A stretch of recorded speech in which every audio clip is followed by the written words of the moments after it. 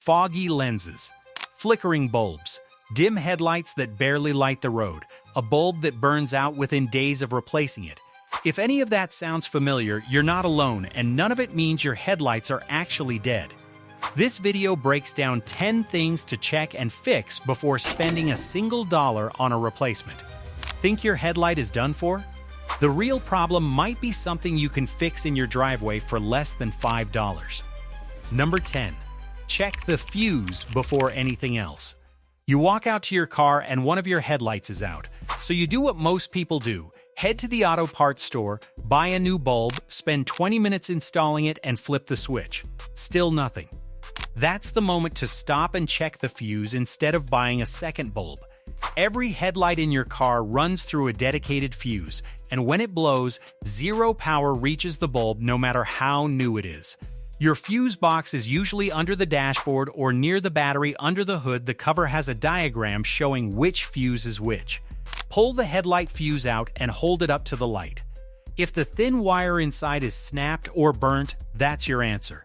A replacement fuse costs less than $1, and it's the one thing almost everyone skips before assuming the worst. Number 9. Check the electrical connector before blaming the bulb. Fuse checked out fine. New bulb installed. Still no light. At this point, most drivers start imagining expensive problems, bad wiring, a faulty switch, a trip to the mechanic. But there's one more spot worth checking first: the electrical connector behind the headlight. This is the small plug joining the wiring harness to the bulb, and over time, heat and moisture cause corrosion to build up on the metal pins inside. That corrosion blocks the power flow completely, even with a perfectly good bulb sitting in the socket. Unplug the connector and look closely at the pins. Green or white buildup means corrosion is your problem. A bit of electrical contact cleaner and a light scrub with a wire brush usually clears it right up. Reconnect it, and in most cases the headlight comes straight back on. No new parts, no mechanic, just a connector that needed a clean. Number 8. Check for a loose or corroded ground wire. A bad ground wire might be the most misdiagnosed headlight problem out there. It causes flickering, random dimness, and outages that come and go without warning symptoms nearly identical to a dying bulb. Most drivers replace the bulb 2 or 3 times before anyone thinks to look elsewhere. The ground wire completes the electrical circuit, running from the headlight down to a bolt point on the car's metal frame. When that connection corrodes or loosens, the circuit becomes unstable even though nothing is technically broken. Trace the wire behind the headlight housing to where it bolts to the body, clean the contact point with a bit of sandpaper, and tighten the bolt back down firmly. In most cases, that's the end of the flickering. No parts, no diagnostic fee, just a bolt that needed attention. Number 7. Never touch a halogen bulb with bare hands. A brand new bulb that burns out within days isn't necessarily defective. It might have been handled wrong. Halogen bulbs run extremely hot, and the natural oil from your fingers leaves a residue on the glass the moment you touch it barehanded. Once the bulb heats up, that oil creates an uneven hot spot on the glass, weakening it at that exact point until it fails early, sometimes within the first week. Nothing about the bulb looks wrong when you install it, which is why most people assume they got a bad one and grab another, touching it the same way and repeating the cycle. The fix takes seconds. Handle bulbs only with a clean cloth or gloves, and if you do touch the glass by accident, wipe it down with isopropyl alcohol before installing. It costs nothing and is the difference between a bulb lasting 2 years or 2 weeks. Number 6.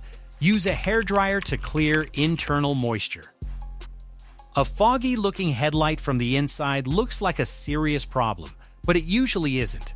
Headlight housings aren't fully sealed. They have small vent holes built in on purpose to let air circulate as the bulb heats and cools. That same airflow lets moisture in, especially after rain or in humid weather, and it condenses on the inside of the lens once temperatures drop. Most drivers assume this means the housing is cracked or the unit needs replacing entirely. The actual fix is to point a hairdryer on low or medium heat at the vent holes on the back of the housing for several minutes. The warm air pulls the moisture back out the same way it got in: no tools, no disassembly, no cost at all. If the fog keeps returning within a few days, that's a sign the seal needs attention, which a couple of the next tips cover directly. Number 5. Clean the lens with toothpaste. A yellow, hazy headlight lens looks like a dead unit, but in most cases it's just sun damage sitting on the surface. Years of UV exposure oxidize the outer layer of the plastic, cutting your light output significantly even though everything underneath is fine. Most people assume that kind of haze means the whole housing needs replacing. It doesn't. Regular white toothpaste contains the same mild abrasives used to polish tooth enamel, and those same compounds buff away the oxidized layer on plastic. Rub a generous amount onto the lens with a damp cloth in small circles, covering the full surface, then rinse it clean. The difference is immediate and dramatic on lenses with moderate yellowing, and it costs nothing beyond what's already in your bathroom cabinet. If the lens is too far gone for toothpaste to fully fix, the next tip takes it a step further. Number 4. Use a headlight restoration kit before buying a new unit. Toothpaste handles light to moderate oxidation well, but some lenses are too far gone, deeply scratched, heavily pitted, or yellowed beyond what a simple polish can fix. That's usually where people give up and start pricing a full replacement housing. Before doing that, a headlight restoration kit is worth trying. These kits include several grades of sandpaper that cut through the damaged layer in stages, followed by a polishing compound that brings back clarity. It sounds aggressive sanding your headlights, but each finer grade smooths out the scratches left by the one before it until the surface is ready to polish clean. The whole process takes about 30 to 40 minutes per headlight and needs nothing more than a bucket of water. Kits typically cost under $20, compared to a replacement housing running anywhere from $100 to $400. There's one more step after this that most people skip, and skipping it is exactly why the results don't last. Number 3. Apply UV protective coating after cleaning. This is the step that decides whether everything from the last 2 tips actually holds up. Most people who restore their headlights are back to square one within a season, watching the haze creep back in and assuming the restoration just didn't work. The restoration wasn't the failure, the missing final step was. Once the outer layer of the lens has been sanded or polished away, the fresh plastic underneath has no UV protection left on it at all. Without something replacing that barrier, direct sunlight starts degrading the surface again almost immediately, and within a few months the lens looks nearly as bad as before. Wiping on a UV protective sealant right after restoration blocks that exposure and locks the clarity in.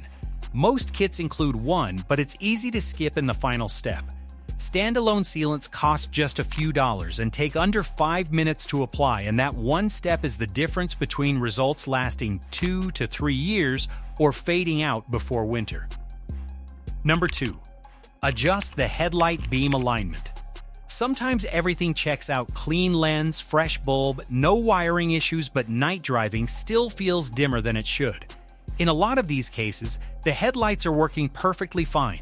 They're just pointed in the wrong direction. Over time, road vibration and general wear shift the beam angle downward, so instead of lighting the road ahead, the headlights end up lighting the pavement right in front of the car. The fix is a small adjustment screw located behind or on top of the headlight housing. Park facing a flat wall about 25 feet away, mark the current beam height with tape, and use a screwdriver to bring the beam back up to the correct level. The difference in night visibility afterward is often big enough that drivers assume they installed brighter bulbs. It costs nothing and takes under 15 minutes. Number 1. Use baking soda paste for tougher oxidation. Toothpaste works well on mild yellowing, but for lenses with deeper oxidation, a slightly stronger abrasive gets the job done faster. Mix baking soda with a small amount of water until it forms a thick paste, then apply it to the lens the same way you would toothpaste, rubbing it in with a damp cloth using small circular motions, covering the entire surface evenly. Baking soda is a coarser abrasive than the compounds found in most toothpaste, which means it cuts through stubborn oxidation a bit more aggressively without needing a full sanding kit.